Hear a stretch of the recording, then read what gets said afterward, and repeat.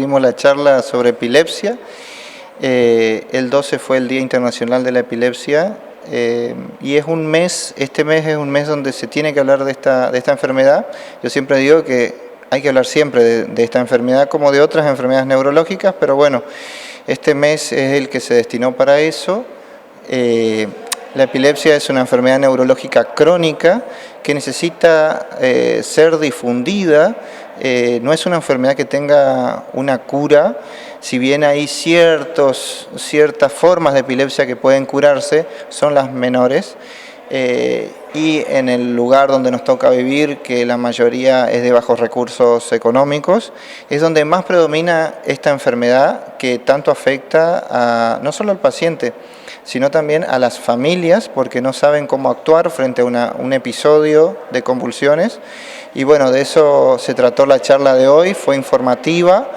Me gustaría que esto que experimentamos hoy, este buen momento, se vuelva a repetir. Bueno, ya lo charlaremos y lo programaremos en otro momento.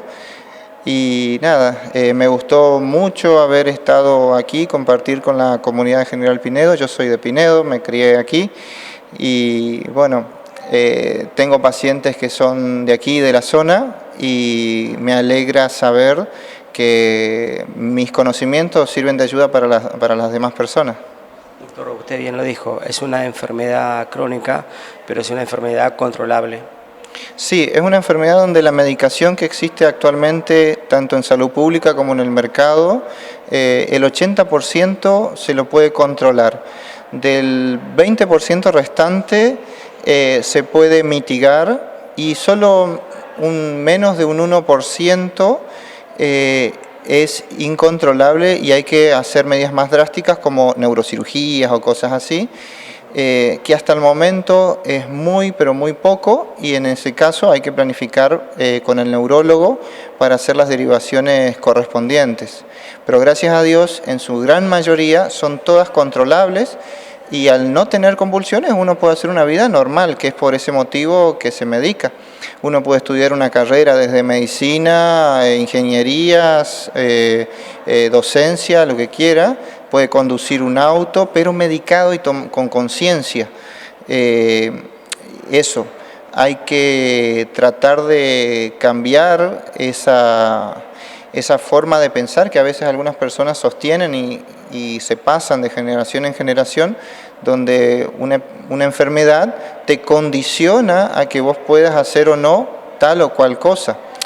Obvio, la epilepsia es una enfermedad que muchas veces viene asociada a otras comorbilidades, como por ejemplo una artritis, un asma, asma bronquial, puede ser por ejemplo retrasos mentales o cosas así.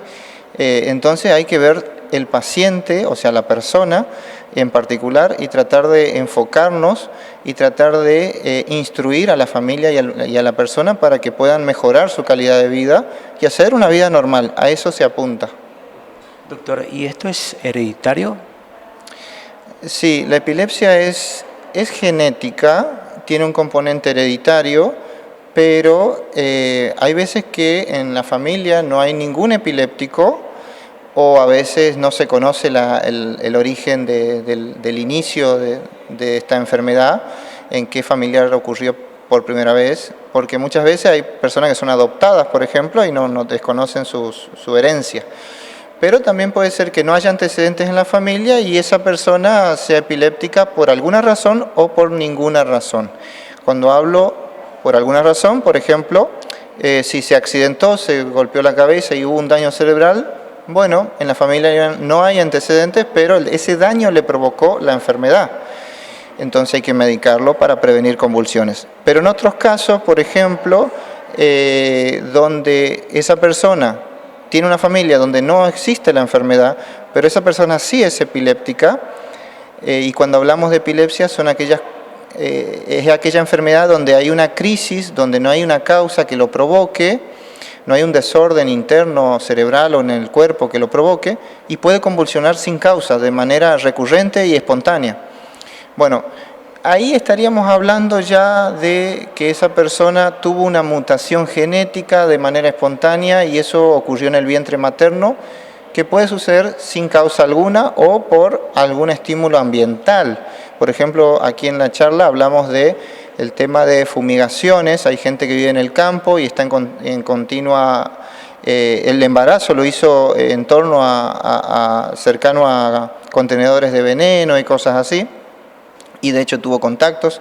Entonces sí puede ser que haya estimulado a nivel del vientre materno por una intoxicación materna, digamos, y sin saberlo, de manera subclínica, o sea, como que si fuera que no se dio cuenta que tenía eso, y la posibilidad está. Entonces el ADN de esa persona en formación que está en el vientre puede cambiar y mutar y entonces desarrollar, entre otras cosas, epilepsia, pero también puede desarrollar otras enfermedades como malformaciones craneales, que no tenga un brazo, cosas así. O sea, el ambiente influye muchísimo, desde la ingesta de alcohol en una embarazada que tal vez no lo sabía que lo estaba, hasta tomar una medicación que no era correspondiente para una embarazada, ¿no? Entonces, y eso en esos casos, que es muy frecuente por la ignorancia a veces de la persona de que está embarazada o de que cómo tiene que cuidarse. También tiene mucho que ver si se encuentra lejos de un centro de salud, si no puede consultar para un control médico y todas esas cosas. Hay muchos factores que influyen en que una persona tenga epilepsia sin antecedentes familiares. Que sea hereditario significa que, por ejemplo, hay uno o más en la familia que tenga esa enfermedad y se los vaya pasando. Pero que sea genético no significa que sea hereditario.